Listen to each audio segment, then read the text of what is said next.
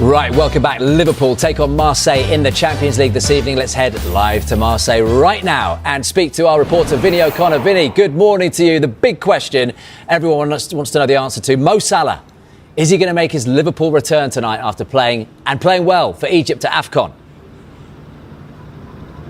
Yeah, I think there's a very good chance of it. Certainly playing a part in some capacity this evening. The Stade Velodrome is actually just a 20-minute walk or so down the road behind me. And as I say, we are expecting him to be part of things because he, of course, took part in training yesterday with his Liverpool teammates after returning from AFCON. The first time that we'd seen him since that third and fourth place playoff, of course, and back with his Liverpool teammates. And then he was named in the travelling party and made his way over to Marseille as well. Don't forget, last time away from home in Europe, it was Inter Milan, and Mo Salah wasn't part of that travelling party after the interview that he gave in the aftermath of the 3-3 draw with Leeds United, where he said that he felt his relationship with Arne Slot had broken down. He felt that someone at the club was trying to throw him under the bus as well, and that maybe he was being forced out, and effectively that he was assessing his future at the club. Well, Arne Slot was asked about the situation yesterday. Of course, he said that he was happy to have Mo Salah back. He also spoke about the fact that he felt that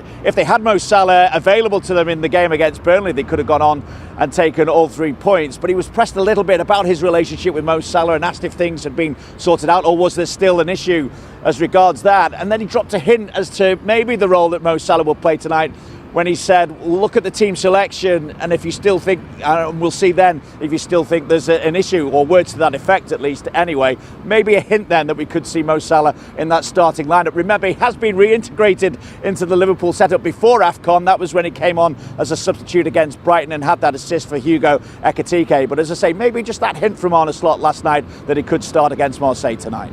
Yeah, it doesn't look like there's going to be too much transfer activity, Vinny, does there, at Anfield over the next couple of weeks. Are there any updates, though, on new contracts for Andrew Robertson and Dominic Szoboszlai?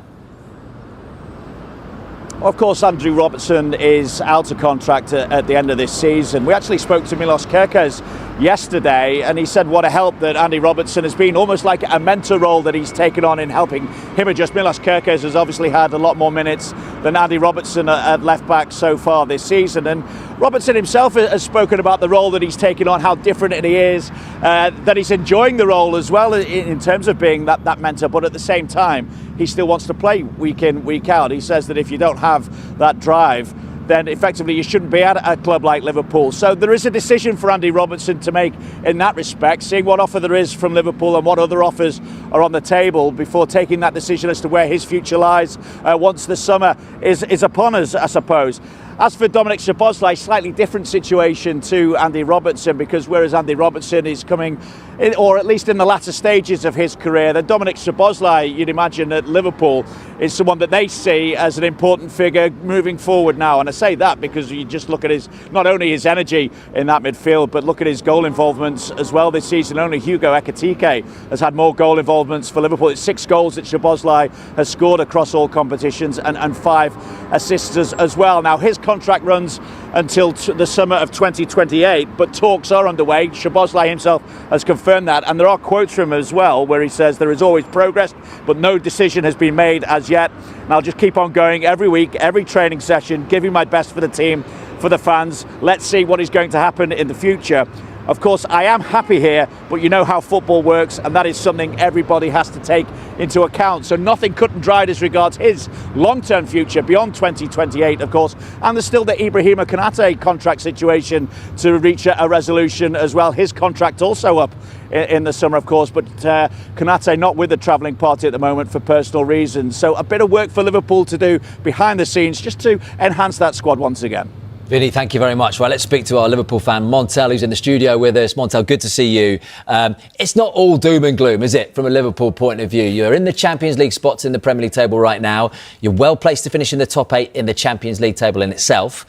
Mo Salah, what happens with him? 4 goals he scored in 6 games at AFCON. Does he go straight back into the team and all the thrown under the bus comments at Ellen Road get forgotten? I'd like to think so. I think the Salah thing, I think everyone's had their fun. talking about Mo Salah, because, you know, when something happens, somehow it's to do with Mo Salah. Mane wins AFCON, oh, look at Mo Salah. Do you know what I mean? I think we should allow players like Mane especially to just have their brilliance and the amazing stuff that he done over there, and congratulations to him to winning as well. But in terms of just Liverpool, I think now it's just time to get the good spirits back. I think the Premier League form for me has been abysmal. 5 wins in 17 games, no wins in 2026, 3 goals scored in 3 games. It's not really good enough from an open play perspective. However, you know, in the Champions League, there's still a lot to play for. FA Cup, still a lot to play for. And I think with Salah coming back to add goals, we need more attackers in the final third. I think Slot's had to play midfielders in wide position. We've seen Szoboszlai out on the right, whether it's right back or right attacking midfield. We've seen Wirtz out there. You know, Isak's obviously had the injury, so and look at the Arsenal game. We had no strikers to play. So I think with Salah coming back, it allows, you know, that Gakpo, Ekatike, Salah maybe front three. It gives us more options, and it doesn't look like Liverpool are in a, as you said, doom and gloom position anymore.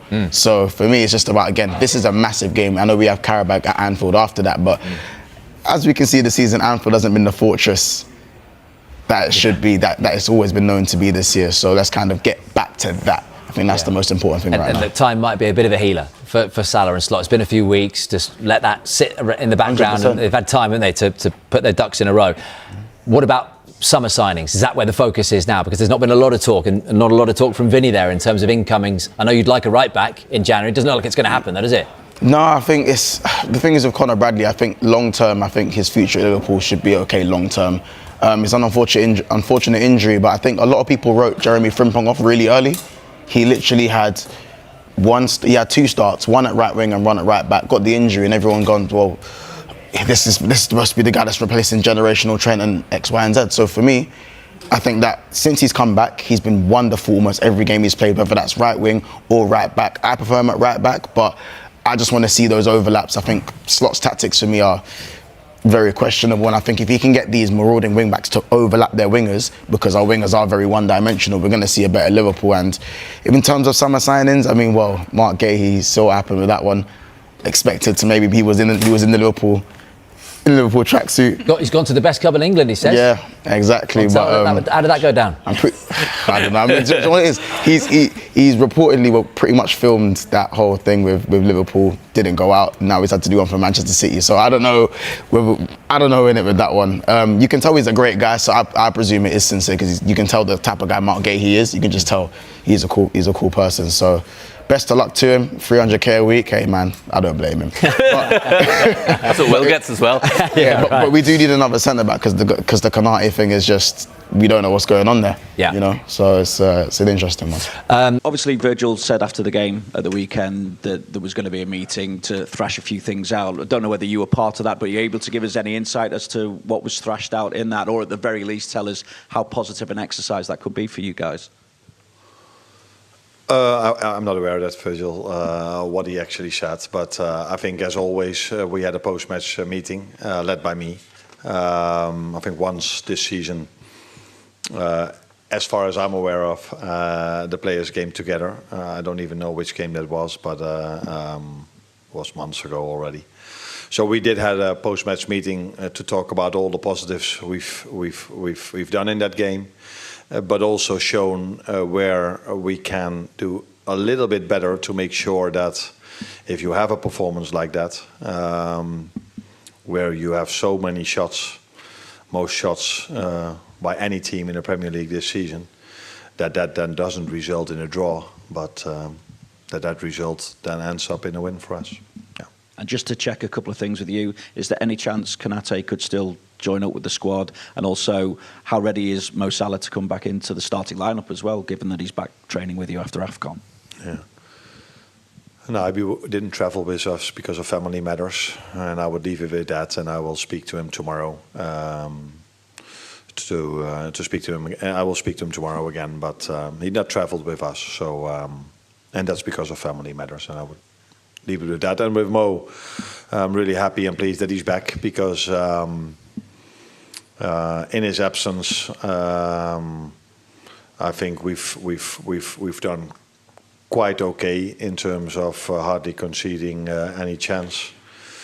we started to create more and more. And if you start to create more and more, it's really helpful to have a player like Mo Salah, because if there's ever been a player, I think there was one who scored more for this club, but that can score goals and that I can still play. I don't think I can play Ian Rush still.